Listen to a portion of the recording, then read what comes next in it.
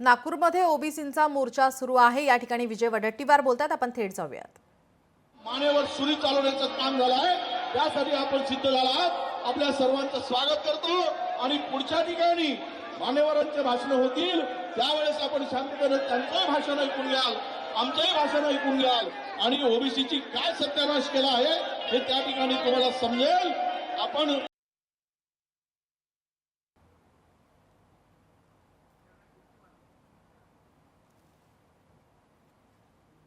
सकल ओबीसी महामोर्चा या ठिकाणी आता निघत आहे। आपण पाहतोय यशवंत स्टेडियम ते संविधान चौकापर्यंत हा मोर्चा निघणार आहे।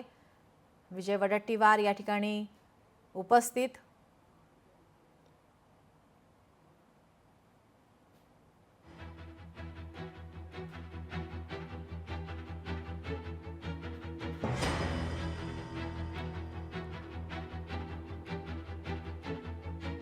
दोन सप्टेंबरचा GR रद्द करण्याची मागणी आता या ठिकाणी केली जाते।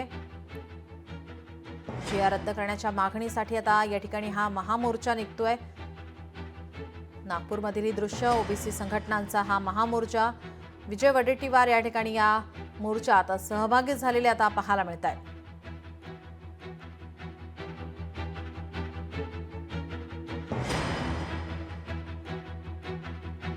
ओबीसी बांधव मोठ्या संख्येने या मोर्चामध्ये सहभागी झालेले आता पाहायला मिळत आहेत।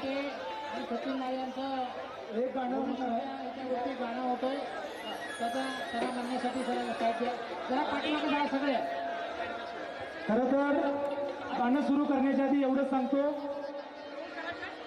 जे सामाजिकदृष्ट्या मागास नाही ते सगळ्या ओबीसीना शिव्या देतात आणि त्यांनी एक स्टेटमेंट केलं की आरक्षणामुळे लायकी नसणाऱ्या हाताखाली आम्हाला काम करावं लागतंय।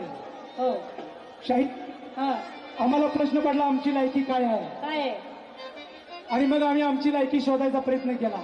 हो ते सांगतायत तुमच्या 7 पिढी आमची बराबरी करू शकत नाहीत, आम्हाला आरक्षण फक्त शिक्षणासाठी पाहिजे, आरक्षण फक्त शिक्षणासाठी पाहिजे, तुमच्या 7 पिढ्या आमची बराबरी करू शकत नाहीत। बरोबर आहे दादा, तुझ्या 7 पिढ्यांची आम्ही बराबरी करू शकत नाही, पण आम्ही कोण आहोत, आमची लायकी काय आहे एकदा जरा नीट समजून घे आणि तुझ्या डोक्यामध्ये प्रकाश पडू दे। यासाठी हे गाणं ओबीसींच्या लढ्याचं हे गीत आम्ही सगळ्या लढणाऱ्या ओबीसींना समर्पित करतोय। खरं तर इथं लक्ष्मण हाके साहेब आहेत, मंगेश ससाने आहेत, नवनाथ वाघमारे आहेत, वडट्टीवार साहेब आहेत, बळीराम कटके आहेत, अरुण करमाटे आहेत, आमचे सगळे ओबीसीचे नेते मंडळी या ठिकाणी आहेत, शंकरराव लिंगे आहेत। लोकशाही मराठी ऐका, पहा, जागरूक रहा।